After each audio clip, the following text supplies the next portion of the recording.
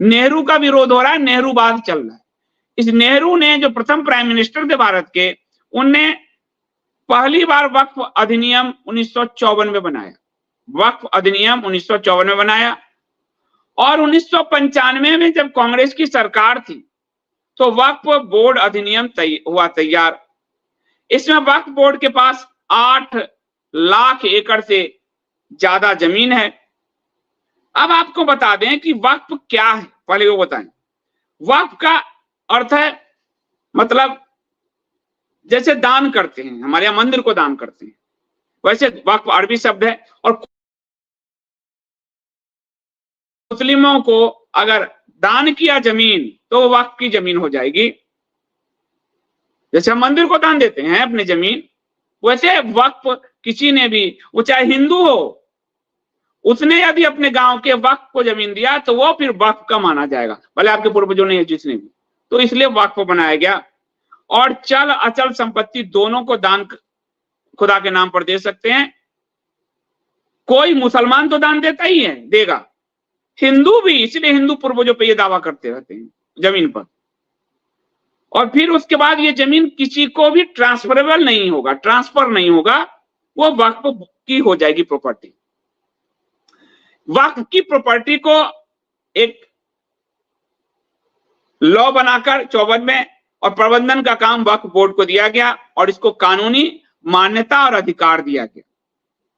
उसमें वक्फ की संपत्ति को, ये देखिए अल्पसंख्यक मंत्रालय का पूरा, अभी के अल्पसंख्यक मंत्रालय का पूरा रिपोर्ट है उनके वेबसाइट पर। तो उसमें वक्फ को कानूनी, बोर्ड को कानूनी अधिकार दिया गया। और वक्फ के अध्यक्ष के अलावा बोर्ड में राज्य के सदस्य, मुस्लिम विधायक, ये वो सबको शामिल किया जाता है। राज्य बार काउंसिल के सदस्य, इस्लामी विद्वान, इसमें कौन कौन होते हैं? राज्य के वक्फ बोर्ड का अध्यक्ष होता है, फिर राज्य के मुस्लिम विधायक होते हैं, सांसद होते हैं, राज्य बार काउंसिल के सदस्य होते हैं, इस्लामी विद्वान होते हैं। तो इस तरह से वो पूरा बोर्ड इस्लामिस्टों का बनता है। उसके बाद जो है, वक्फ बोर्ड क्या करता है कि दान में मिले शिक्षण संस्थान, मस्जिद, कब्रिस्तान, इन सब के निर्माण रख रखाव का काम बोर्ड करता है। 54 में क्या किया नेहरू ने कि सबसे पहली बार 1954 में ये एक्ट बनाया।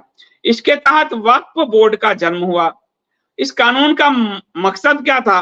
वक्फ से जुड़े काम काज को सरल बनाना था, एक जगह संग्रहित करना था। और एक्ट में वक्फ की संपत्ति पर दावे और रख रखाव तक का प्रावधान था कि कोई एक्ट में था, वक्फ एक्ट में, कि संपत्ति पे कोई दावा कर सकता है और रख रखाव कर सकता है। 1955 में पहला संशोधन इसमें आया।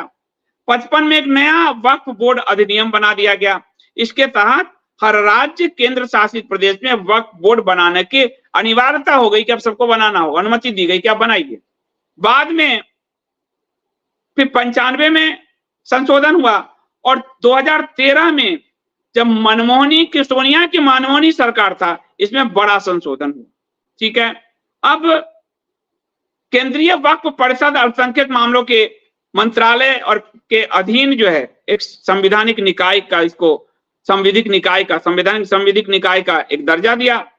और परिषद को 1964 में वक्फ अधिनियम 1900, इसको बड़ा कर दो, मुझे छोटा कर दो। परिषद को 1964 में वक्फ अधिनियम 1954 के प्रावधान के अनुसार गठन किया गया 1964 में। और इसे वक्फ बोर्ड की कार्यप्रणाली और प्रशासन आदि के रूप में, केंद्र सरकार के सलाहकार के रूप में इसको स्थापित किया गया। परिषद को केंद्र सरकार, राज्य वक्फ बोर्ड को सलाह देने का अधिकार हुआ और परिषद का अध्यक्ष केंद्रीय मंत्री को, अल्पसंख्यक मंत्री आदि को बनाया गया। वक्फ बोर्ड के पास 8 लाख एकड़ से ज्यादा जमीन है। 2009 में यह सिर्फ 4 लाख एकड़ थी, यहां नोट करते जाइए। 2009 में यह सिर्फ 4 लाख एकड़ थी, जिसमें से मस्जिद था, मदरसा था, कब्रिस्तान था। लेकिन 2009 के बाद और 13 के बाद इसमें बेतहाशा वृद्धि हुई और भारतीय जनता पार्टी के समय 14 के बाद तो और तेजी से ये बढ़ा। उसके भी प्रमाण देता हूं। इस समय वक्फ बोर्ड के पास सबसे ज्यादा जमीन उत्तर प्रदेश में है और बिहार में है। उत्तर प्रदेश और बिहार में 2 शिया वक्फ बोर्ड भी है और सुन्नी वक्फ बोर्ड भी है, और कुल 32 वक्फ बोर्ड हैं इस समय। रेलवे और रक्षा विभाग के बाद सबसे ज्यादा संपत्ति देश में वक्फ बोर्ड के पास है, और वक्फ बोर्ड के पास की कुल संपत्ति करीब 2 लाख, 1.5 लाख से 2 लाख करोड़ का है। ठीक है, अब वक्फ अधिनियम का जो सेक्शन 40 है वो बड़ा खतरनाक है। इसके तहत बोर्ड को रीजन टू बिलीव की शक्ति मिल जाती है, यानी विश्वास के आधार पे, और बोर्ड का मानना होता है कि कोई संपत्ति वक्फ की संपत्ति है तो वो खुद से जांच कर सकती है और वक्फ होने का दावा पेश कर सकता है खुद से। अगर उस संपत्ति में कोई रह रहा है तो अपनी आपत्ति को वक्फ ट्रिब्यूनल के पास दर्ज कराएगा। ट्रिब्यूनल के फैसले के बाद हाई कोर्ट में चुनौती जा सकती है, और ट्रिब्यूनल में कौन बैठा है? वही मुल्ला मौलवी। और ये प्रक्रिया काफी जटिल हो जाती है। तो सेक्शन 40 जो है वो बहुत खतरनाक है कि मेरा इस्लाम में आस्था है और हमने अपना सर्वे किया और कहा ये वक्फ का है। अब आपकी संपत्ति है, जैसे गांव वालों की थी पटना में या तमिलनाडु में, उसकी संपत्ति थी, कहा कि यह वक्फ का है, अब उसको ट्रिब्यूनल में साबित कीजिए। लेकिन पटना वाले मामले में तो चूंकि सरकार ने एक्वायर किया कुछ टुकड़ा, इसलिए डायरेक्ट हाई कोर्ट में चले गए। तो अब ट्रिब्यूनल सुनेगा, ट्रिब्यूनल के बाद हाई कोर्ट, तो आपकी पूरी उम्र तो गई, 20-25 साल आपका गया। तो कहां कहां ये दावा हुआ, कहां कहां क्या हुआ, आपको बताता हूं। जैसे 2022 में अभी जैसे आपको बताया कि पटना से 30 किलोमीटर दूर फतुहा के गोविंदपुर गांव में पुरखों की जमीन को वक्फ घोषित किया। 2022 में तमिलनाडु ने के वक्फ बोर्ड ने हिंदुओं के बसाए पूरे तिरुचेंदुरई गांव पर वक्फ का दावा ठोक दिया, और 1500 साल पुराने चोल मंदिर पर दावा ठोक दिया जब इस्लाम का जन्म भी नहीं हुआ था। बेंगलुरु का ईदगाह मैदान, इस पर 1950 से वक्फ संपत्ति होने का दावा किया जा रहा है। सूरत नगर निगम, जहां पर 30 साल से भारतीय जनता पार्टी की सरकार है और 13 साल खुद पसमंदा सुल्तान वहां के मुख्यमंत्री रहे हैं और 10 साल से वो केंद्र के सुल्तान हैं, उस सूरत के नगर निगम भवन को भी, मुख्यालय को ही वक्फ संपत्ति घोषित कर दिया गया, और कह दिया गया कि सूरत नगर निगम मुगल के काल में सराय के रूप में उपयोग होता था, इसलिए आप दे दो मुझे। यहां तक कि जिस सोमनाथ मंदिर जिस पर गौरी गजनी ने हमला किया, उस सोमनाथ मंदिर के ट्रस्टी अभी भारत के प्रधानमंत्री मुख्य ट्रस्टी नरेंद्र मोदी है।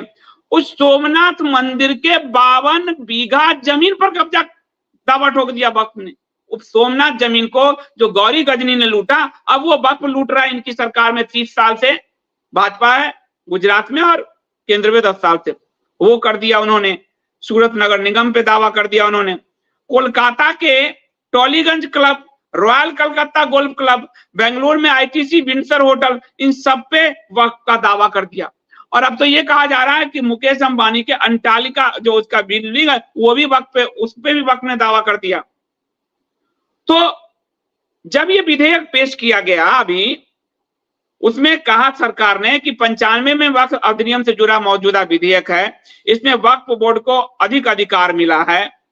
13 में संशोधन करके बोर्ड को असीमित स्वायत्तता प्रदान की गई। वक्फ बोर्ड पर माफियाओं का कब्जा है। सरकार का कहना है तो मुसलमानों को राइट देना चाहते हैं, माफियाओं का कब्जा हो गया है, तो इसलिए संशोधन करके हम इसको ठीक करने चाहते हैं, और इससे मुस्लिम महिलाओं और मुस्लिम बच्चों का कल्याण होगा। ये भारत सरकार, मोदी सरकार ने दावा किया कि हम तो मुसलमानों के लिए कर रहे हैं। उसके बाद फिर वो ज्वाइंट पार्लियामेंट्री कमेटी में गई। अब ज्वाइंट पार्लियामेंट्री कमेटी का जो चेयरमैन बनाए गए जगदम्बिका पाल इस सरकार के, उनका वही बयान आ गया, मुसलमानों को मजबूत करना चाहते हैं। वक्फ पे सरकार वक्फ की संपत्ति को एक्वायर नहीं कर सकती। वक्फ की संपत्ति जो है, आप देखिए कि वो हम चाहते हैं कि वो वक्फ के कंट्रोल में ही सदा रहे, तो सरकार की मंशा स्पष्ट हो गई।